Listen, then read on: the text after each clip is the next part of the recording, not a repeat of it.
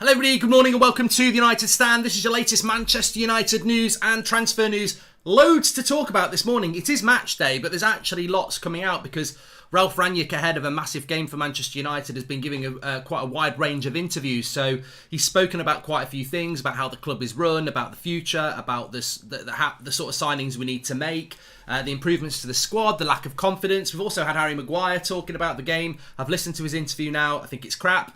I actually feel sorry for him. I think he's been briefed terribly about what he said about this Liverpool game. We'll talk about that. And we've got some transfer stuff as well around Rudiger and Nkunku, Milinkovic-Savic, and also the transfer budget, which I think some people are getting quite concerned about. I mean, I don't know whether it's coming out from the club, but we're starting to get little bits about United won't have much to spend this summer. It's been a challenging couple of years. Dividends have gone out. There's not a lot of money to spend. A lot of their signings they bought last summer were bought with, payment plans that they'll have to pay this summer, so there's not a lot of money. Nonsense. We've got a brand new manager. We're not going to be in the Champions League. They've got at least 100 million to spend, and you can easily find another 100. As I keep saying, United's spend this summer should be 150 to 200 million quid, and if it isn't, then the fans need to be asking why, and we'll talk about that in a moment too. But let's get off straight away. I want to get into Rangnick's warning, some really big comments about him. It's a ridiculous little bit that's been taken about the goalkeeper situation, which is completely typical of the De Gea agenda. He hasn't said we need a new goalkeeper at all. He said that De Gea has been outstanding this season for him, but a new manager might want to look at all areas. That's what he said. So we'll delve into that as well. He also spoke about how long it will take for United to get back. But Sport Bild, German outlets, they've come out speaking about Nkunku of Leipzig. This is a player that many of you would like to sign for United this summer. They're saying that the price is £52 million for Nkunku. I would say straight away, I wouldn't spend £52 million on Nkunku. I think that if we can get him for about 45, that's about as high as I would go. Ideally, I'd like to do it for about 40 million. I don't know that there will be a massive queue of clubs wanting to spend £50 million on Nkunku. I really don't think that there will be.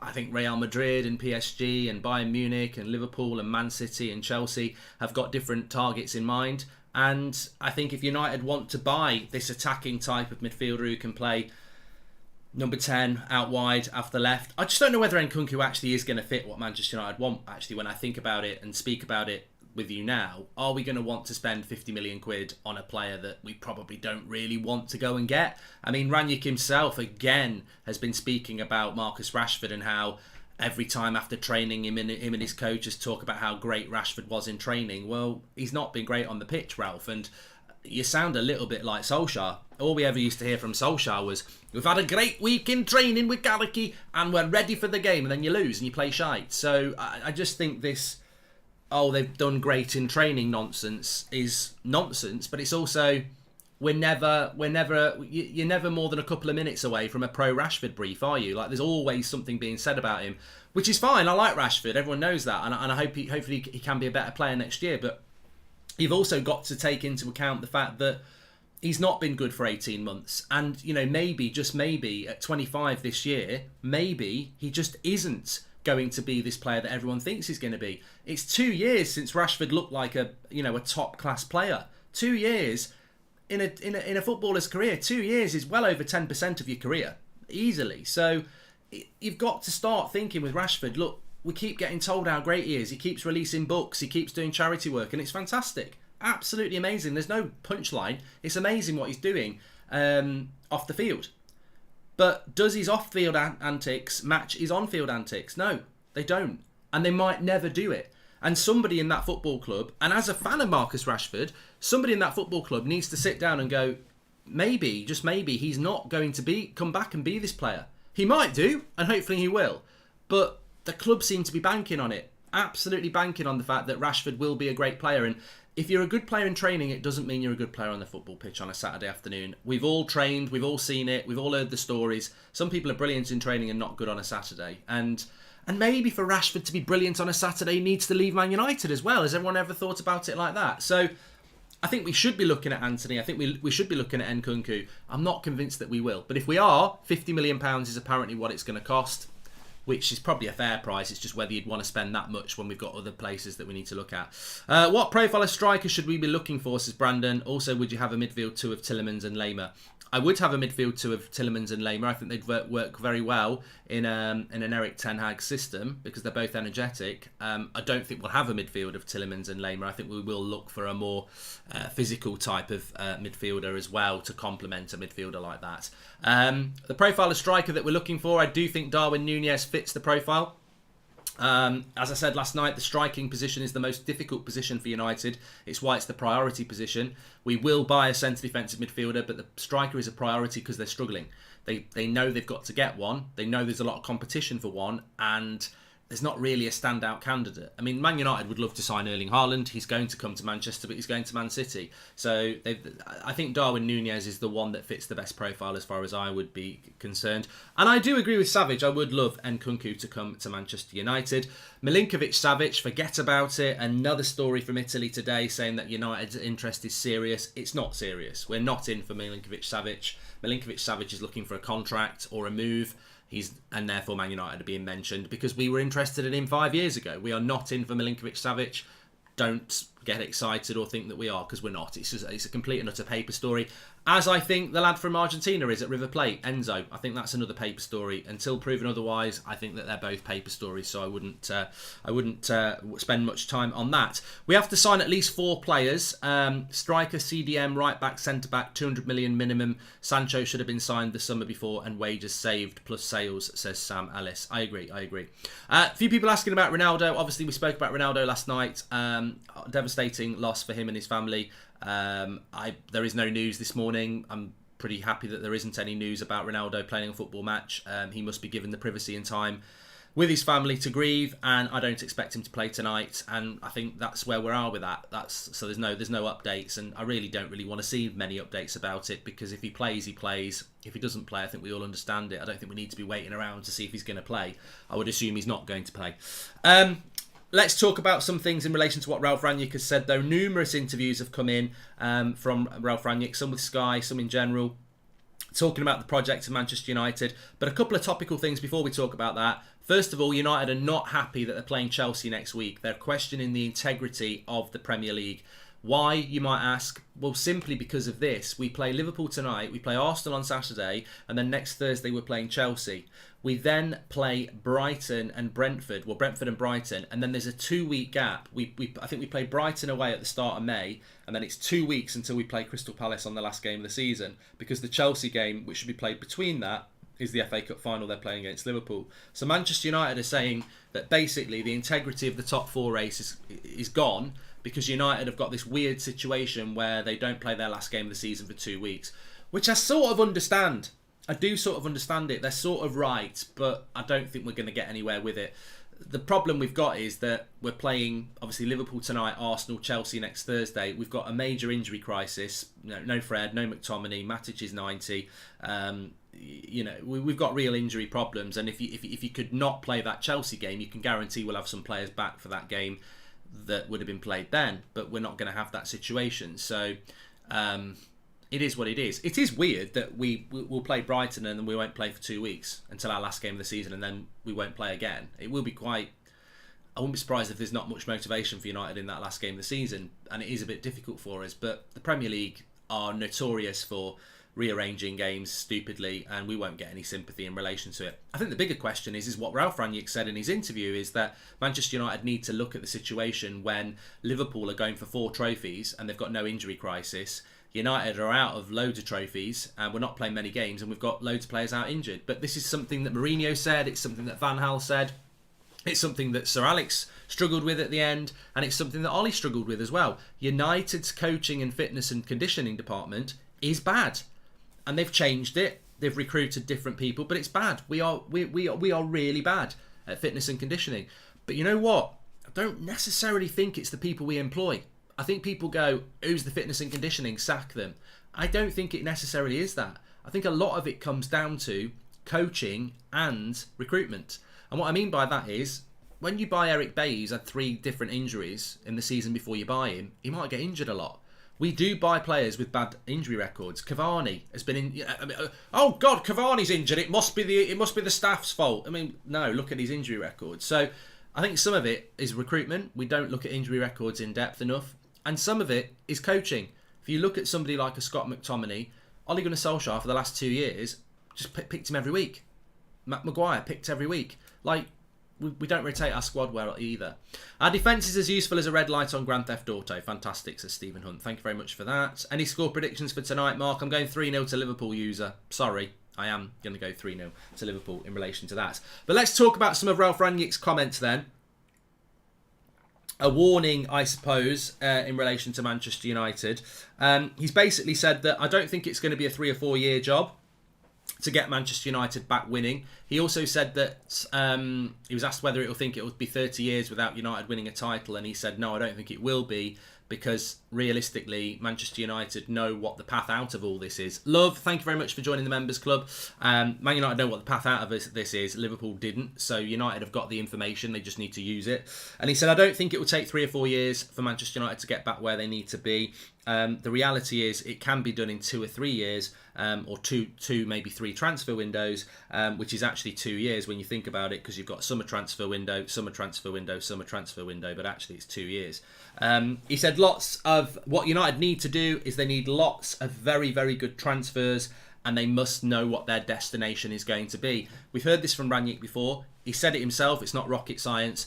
It's a warning to Erik ten Hag that you've got to come in and know what your destination is. And your destination is what you want this team to do, how you want it to play, and how you want to get there. And you can't be persuaded or dissuaded from your destination. If Erik ten Hag comes into this club and is like, yeah, Maguire ain't good enough, McTominay ain't good enough, Bruno's not good enough, over the next 18 months I need them out of the team, then over the next 18 months you've got to get them out of the team.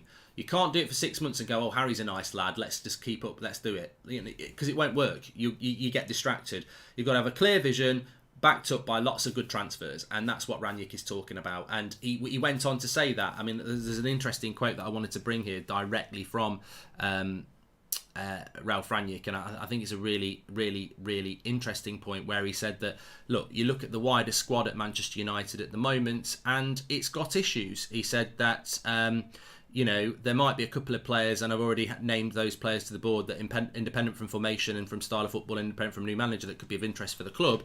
We'll talk about that in a minute, especially in relation to Rudiger. But he said that where was the bit I wanted to read to you directly? He said, I think apart from the goalkeeping situation, we need to make sure that we improve the squad in all areas to bring in players who are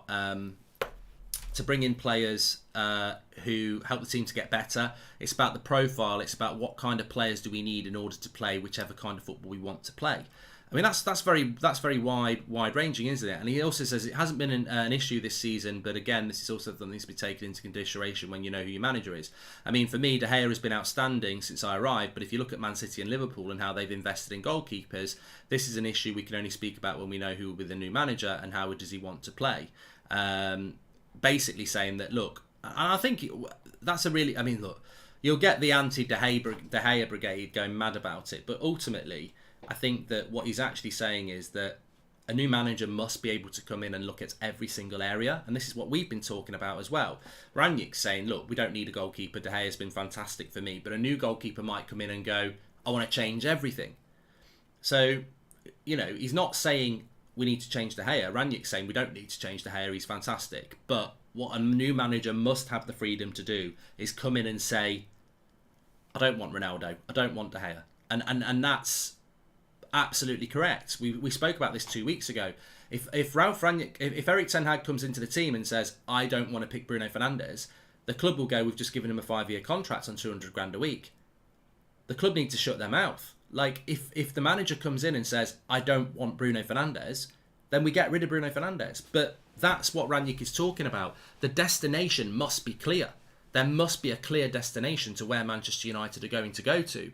If there isn't, then we will not reach our destination. And so when Ralph Rangnick says it's not rocket science, it's about lots of transfers done right with the right destination, he's probably fully aware, as we're fully aware, that if Erik Ten Hag comes into this club and says, I want to get rid of Bruno, the club will say, nah, you can't because it's on a 5-year deal. Well, that's failure. And that's something as fans we have to keep our eyes open to, because Rangnick spelt it out, you can spell it out. We will not get to our destination if a manager has to manage with one arm behind his back. And one thing you can take to the bank is that ever since Sir Alex Ferguson, and even actually when Sir Alex Ferguson was in charge, every Man United manager under the Glazers has had to do it with an arm behind their back. The scary thing is that Sir Alex Ferguson did manage Manchester United with an arm behind his back, which is scary when you think about it, because he still won titles, but he did do it with an arm behind his back. Players use personal fitness coaches. We need a world-class fitness department like City, says Daniel Kirk. Thank you very much. So look, I think in relation to Ralphie speaking total sense there, the interesting thing I wanted to bring into this morning's show is that I've heard a lot of people talking about what's the transfer budget going to be. We've discussed about this and people have said, well, I think it'll be 100. Some people have mentioned 50. Some people have said 150. It's really easy to pick holes in any strategy United have got to try and say that we haven't got a lot of money to spend this summer. The well-trodden path is that whenever we've been in the Europa League, we've always spent a lot of money. The well-trodden path is whenever we bring a new manager in, they're always backed. That puts you to 100 million quid straight away. At least 100 million pounds is available for Erik Ten Hag. I personally think 150, but at least 100 million pounds is available for Erik Ten Hag. If we start to hear things about challenging markets and previous signings, I don't want to hear it. What you spent on Ole Gunnar Solskjaer has got nothing to do with the fans or Erik Ten Hag now. That's your mistake. Woodward's mistake. You can't say to Erik Ten Hag, you're not having any money because Ollie's a prat. You can't do that. You've got to give him the money to rectify the problems. It's not Erik Ten Hag's fault that you wasted 130 million quid on Maguire and Wan-Bissaka. You're never getting that money back. You should have burnt it in a fire. It was a waste of money. You're a bunch of prats. I wouldn't even mention it. It's not Erik Ten Hag's fault that £90 million Paul Pogba's walking out the door for nothing. It's not his fault. So I think we will have at least £100 million right now ready to spend for Erik Ten Hag. On top of that, there's another 100 million very easily. Very, very easily. If you think about Dean Henderson, 30 million quid right there. Get rid of him. Just get rid of him. There's no point keeping him.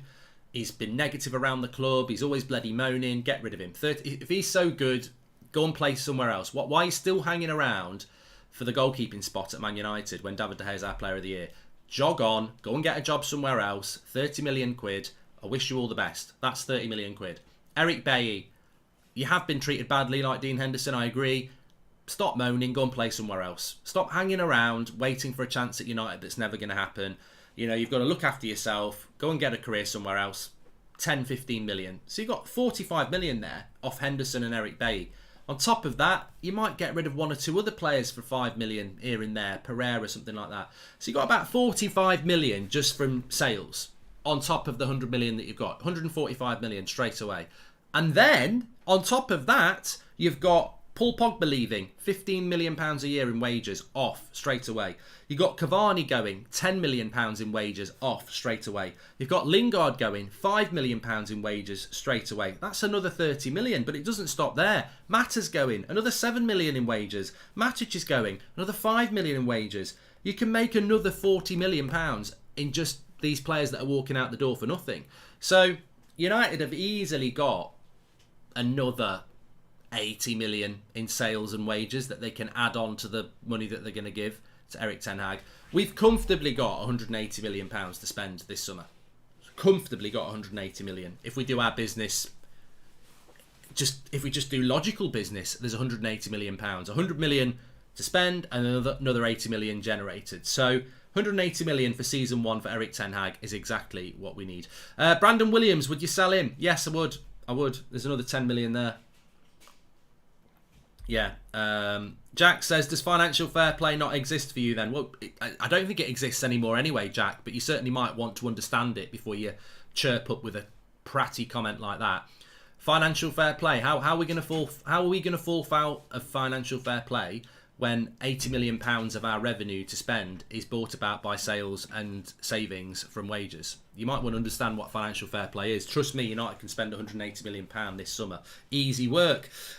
So look, that is how United can do it. So we go back to what Ralph Rangnick said, and I agree. The new manager must be allowed to choose their own destination, however difficult that path is, and that means that he must be able to walk into the club and say, don't really want Ronaldo, don't really want Maguire, don't really want Bruno. I don't think he will do those things, but he must be allowed to do it. And the money is there. So let's go out and get these players. And if he wants Nkunku, get him Nkunku. Don't say to him, we don't really want Nkunku because we've got Rashford. That's another example. You can't do that. If he wants Nkunku, get him Nkunku. Should we sell Harry Maguire? If so, will we get much more in the way he's playing? James, he's unsellable, Harry Maguire. I don't want to hear Harry Maguire, let's sell him. I would sell him, but he's unsellable. Mark, Kostic could be an option for a left wing back position in United. Consistent player, says Brandon. Thank you very much for the super chat. So yeah, I don't think there's a lot that we can do with that. In relation to centre-backs though, Rudiger, The Athletic are saying today that Manchester United's interest in Rudiger has cooled. This was a player that Rangnick had put forward a couple of months ago, but now that Erik ten Hag's coming in, apparently that interest has cooled. I don't think Erik ten Hag has said he doesn't want Rudiger, because Rudiger's one of the best centre-backs in the world. He was superb last season for Chelsea, and he was brilliant the other night against Real Madrid when I watched him. So Rudiger at Man United would be fantastic. I would imagine the interest has cooled because he doesn't want to come to Man United, because he's late 20s. We're not going to be in the Champions League. We're not going to challenge for a title. I think he will want to go somewhere like Real Madrid. He probably doesn't want to go to another Premier League club as well. So Rudiger was always a very difficult deal, and I think moving on from that is probably quite a good idea. Just talking about centre-back as well, somebody on the show yesterday asked about whether I'd seen Harry Maguire's interview about the Liverpool game. I watched it just before I came live, and to be honest, I feel sorry for him. I think he's getting terrible advice. I don't know who's doing his retweets about bloody 40-yard passes that McGran could make. There's clips of him walking away from Ronaldo's goal and not celebrating it, and then he's done an interview ahead of the Liverpool game. And I tell you what, I've seen more motivation in a roadkill. I really have. I mean, he's sat there with big sad eyes, and all you can think is sympathy. I don't see leadership. I just almost want to give him a hug. He just looks like a big sad teddy bear. Like, I've never looked at a Man United captain and wanted to give them a hug. Like, I just think he's just not up for the job. And the advice he's getting is terrible. Like, imagine if you tried to hug Roy Keane, he'd punch you in the face. Or Vidic. Like, this is Man United's captain ahead of a Liverpool game, and he just looks sad. There used to be a programme called Raggy Dolls, and there was this character called, what was his name? Sad Sam, I think his name was. Or Sad Sack. I think it was Sad Sack. It just looks sad. Quick question. What would you think of Dalot in the midfield tonight, says Daniel? I don't think it's a bad idea, Daniel. I think, I've said Lindelof. I think it's a great idea. Also, I watched your Ronaldo fan cam. Very good. Really enjoyed it. Morning, Mark. Tchouameni is still on the cards. The Slow Sports News. I wish it was on the cards. But no, I listened to Harry's interview, and basically what he said is he was asked about whether stopping Liverpool from winning a quadruple was a motivation to the players. And he said, in all honesty, no, it's not. Our motivation is to win the game for the fans who followed us home and away all season. We want to win for the fans. And I thought, I've never seen such a scripted bad answer in my life. Like, they've clearly sat there and gone, answer it in this way, Harry, because referencing the fans will make the fans be onside. Actually, it just comes across as the most scripted bullshit answer. He belongs in the Houses of Parliament. I'm like, you've just been asked about whether beating Liverpool and stopping them winning the quadruple is a motivation. You say, no, our motivation is to win it for the fans. Straight away, you've exposed yourself as a prat. Like, I think what they think is, if we say it's for the fans, it gets the fans on side. And there will be some fans thinking, yeah, Harry's one of us, he's doing it for the fans. I actually disagree. I don't think you should be trying to win for the fans. You should be trying to win for your own pride and the shirt that you wear. Like, of course you want to win for the fans. That's a standard. But you're wearing a Man United shirt against the biggest rivals who might eclipse our biggest ever achievement of a treble. and you're saying it's not a motivation because your motivation's for the fans. It's scripted. It's a scripted answer put to him by either United's PR or somebody else's PR, or he's thought it up of himself and thought this will win me some fans. The reality is, you can't sit in an interview ahead of a game against Liverpool and say, is it a motivation to stop Liverpool winning a quadruple, and say, no, it's not, we want to win for the fans. It's not a fucking testimonial, Harry. It's Liverpool who are trying to win a quadruple. And you are putting a United shirt on. As captain of the team, wearing a Man United shirt, your motivation should not be just the fans. Your motivation should be what this football club is, what it's all about, who Liverpool are, and stopping them do something that they're going to rub in our face for decades. We never shut up about the treble. It's one thing Liverpool haven't got. They haven't got a treble. They've won lots of league titles. They've won more European Cups than us, but they don't have a treble. And if you're a United person, you do not want Liverpool to get a treble. You don't sit in the dressing room going, not bothered about the quadruple. That's not our motivation. Our motivation's to win for the fans. Just understand what this is all about. Tonight is we the fans can't control this game. You the players can. If your motivation is to get a result for the fans, that worries me a little bit. Your motivation should not be on us. Your motivation should be on Jordan Henderson, Liverpool, and stopping them. We can't control what you do. And you will automatically give us the result if you beat Liverpool. I truly believe internally Maguire is not the captain anymore, but there is a sponsorship deal for the club as long as he's captain, says Carl. Well, maybe that will explain it. I don't know. But I was just very disappointed when I saw it this morning. And look, other people will have different opinions, but I'm sat there and I'm like, a Manchester United captain ahead of a game against Liverpool has been asked a very good question. Is stopping Liverpool winning the quadruple part of your motivation for this game? No. Our motivation is for the fans. Why is football become so bloody respectful? Like, I don't get it. I don't get it. And you know what? King just makes a great point as well. How about wanting to win for yourselves? Like, how about being a bit selfish? I could imagine Roy Keane sitting there and going, "It's not about Liverpool quadruple. It's about our own pride. We've been terrible this season. There's a lot of motivations. We might be motivated to make the fans respect us a little bit because we've been terrible this year. Stopping Liverpool winning the title is a motivation, but the biggest motivation has got to be your own professional pride. We've been a disgrace this season, and asking me a question about what my motivation is tonight, like I'm giving a gift. Oh, this is for the fans. If I win tonight, it's for you. I don't think I deserve to give anything to the fans. I think I've got to look at myself. The team's got to look at itself. It's not been good enough this year. You asking me a question about who tonight's win's for? It's got to be for us. We're privileged to wear this shirt, and we're not in a position where we can start gifting out wins to other people. We've got to be about ourselves. We've got to look in the mirror. We've not been good enough this season. So when you ask me what's our motivation to beat Liverpool, professional pride, that badge I'm wearing, we've been abysmal this season. Tonight is a chance for us to show that we deserve to be at this club. It's not about gifting out, oh, this is for the fans, this is to stop Liverpool. This is about us. This is about our careers. This is about not being the worst Premier League side in Manchester United's history. So look, if we win, it's great for the fans. It stops Liverpool winning the quadruple. But last time I checked the league table, we're on course to be the worst ever Premier League Manchester United side, which makes me the worst ever Manchester United captain. My motivation is looking in the mirror and looking in my teammates' eyes and saying, I don't like where we are. We've got to go out there for ourselves as a Manchester United side and prove that we are better than that league table. But no, everybody's always looking at, it's for the fans. That'll get you a few likes. It's for this. It's for that. What about the mirror? I don't know how these United players get their hair looking so good, because they clearly live in a world without mirrors. There's nobody looking in the mirror and going, I'm not good enough. I must do better. The criticism I get is what I create.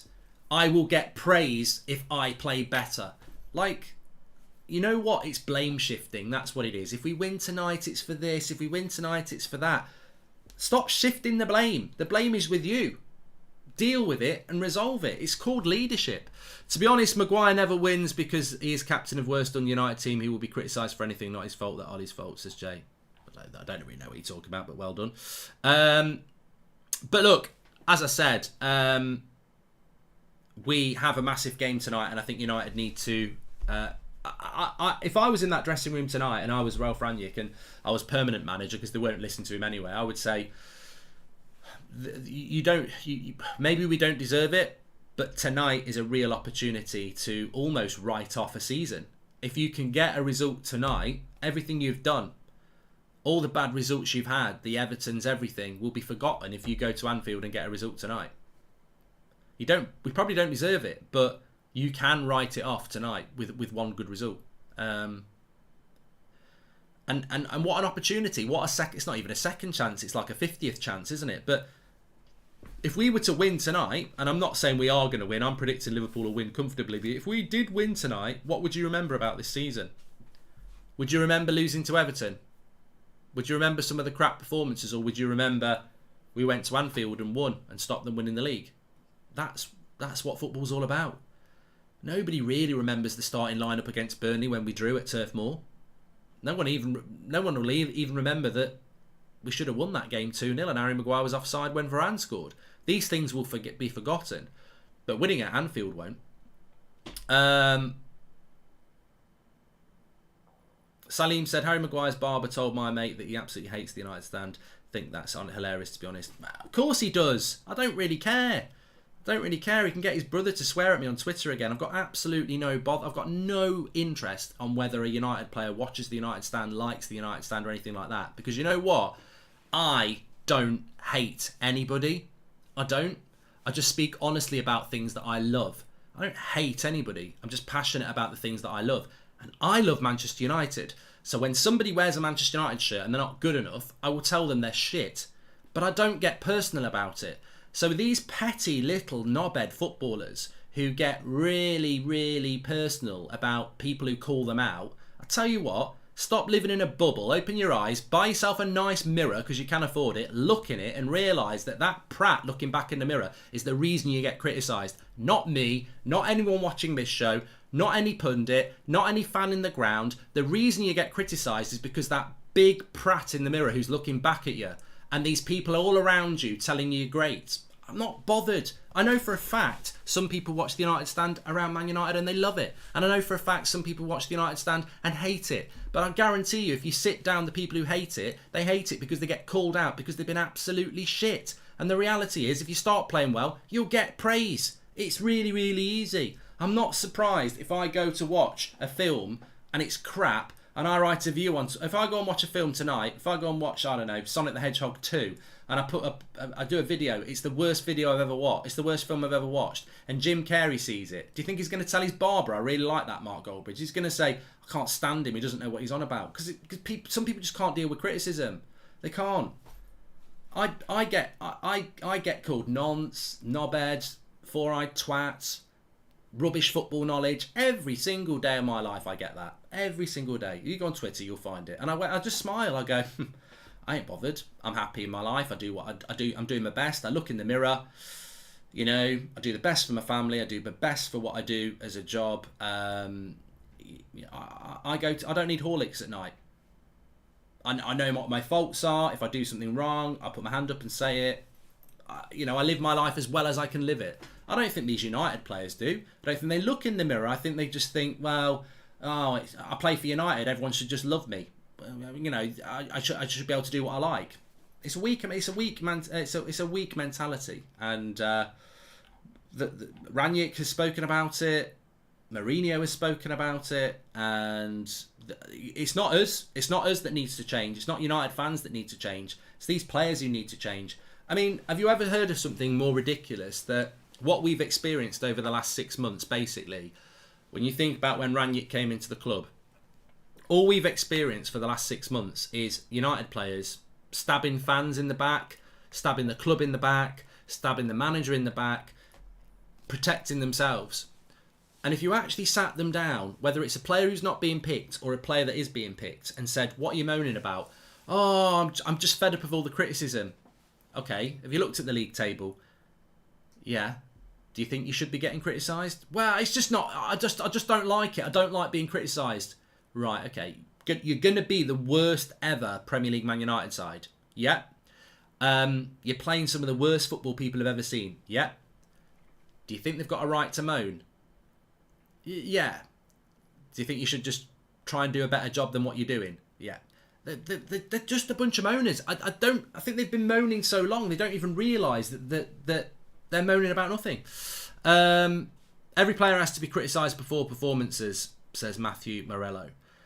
Some of these players next season might become really good players. Marcus Rashford, Bruno Fernandes, I wouldn't be surprised if they're better players next season under this manager. But they've got to be able to take on board criticism. And the point is, anybody, I genuinely don't think anybody in our fan base exists. There is one or two actually. But the vast majority of our fan base is if, for example, Rashford scored a hat-trick tonight and then he scored a couple of goals against Arsenal and then he scored a goal against Chelsea. Say Marcus Rashford scores 5 goals in his next 3 games and we get 7 points. 2 wins and a draw, 5 goals from Rashford. Do you think after that Chelsea game, people will be calling him Trashford? No. Do you think some of these people who are going, I fucking hate Rashford, get rid of him, will be going, I fucking hate Rashford, get rid of him? No. Now, I like Rashford. I've made that very clear over the years. But I'll also say he's been crap this season, which he has. But if he delivers and stops playing crap, then I'll go, I knew there was a good player there. I've been saying it for ages, but look, what a comeback. But even the people who you think hate Rashford and call him Trashford, if he scored goals and played well, they'd flick like a switch. And I don't think United players understand that. I think they think that the fan base is toxic and it's toxic and that's what it is. It's toxic because they generate the toxicity. These players who are getting criticised now, if you played consistently well, you would get praised. I mean, bloody hell, old McTominay or Fred, they can play crap for 10 games. If they play one half-decent game, my midfielder. So it can change, but you've got to play well. You've got to play well. And the other thing that they're up against as well is the fact that a lot of our fans have been supporting this club a lot longer than these players have been here. Even some of the youth players that have come through, we've been supporting this club, before they were born. So they don't get what the club's all about. They think they do a Wikipedia search and they read a book and they know everything about Man United. You don't. You've never won anything. You don't know what this club's all about. And a lot of the fans do. So, the corporate entity of Man United has created this. They bring players in who aren't good enough to be at the club. They give them massive social media platforms and they think they're it. And they think they can live off that even when they're playing badly because I've got 4 million, 5 million followers on my socials. Well, that's not going to work.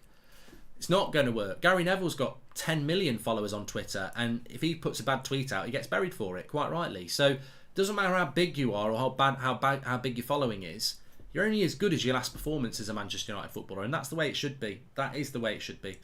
And look, you're only as good as your last performance. Liverpool tonight. Liverpool tonight is your opportunity. I mean, what an opportunity. I would say, if you don't like the way the fans talk about you, and you don't like the negativity around you, what bigger motivation? You have the power to change it. I don't have the power. If I tell you I think Maguire's rubbish, if he plays well tonight, I can't stop it. He can. He can make me say Maguire was man of the match tonight. I can't make him say I am shit. He has the power. They're so locked up in this world of blame shifting. They don't realise they've got the power to change the narrative. And they've got a massive opportunity to do it tonight. Welcome to Members Club, Sean Mowbray. And under 10 HAG, laziness will not be accepted, says United Forever. Well, look, massively looking forward to the game tonight. That wasn't sarcasm, actually. I'm quite motivated. I'm motivated. Are you motivated? I mean, we've gone from a news show into a show that's actually got me quite pumped up. I mean, that can happen, but fair play. Well done to the chats. You've got me motivated. I'm more motivated for tonight than I think some of our players will be. But yeah, look, don't go out there to try and win for the fans. We all know that's fake. I mean, how can you sit there and say we're going to try and win at Anfield for the fans? You've not tried the last 2 games. Everton and Leicester, you're down tools. Don't bullshit us. Go and win for yourselves. Please go and win for your own pride. Because if you do that, then we win anyway. Stop putting out bloody scripted bullshit and go and win because you want to stop Liverpool winning the title, but more importantly, because you don't want to be the worst Premier League Man United side in history. Go and win for yourselves. We'll get the benefit anyway. Thanks everyone for watching. Make sure you smash a like on the video and subscribe. If you want to become a member, by the way, big shout out to Sean, who's our latest member. Click the join button.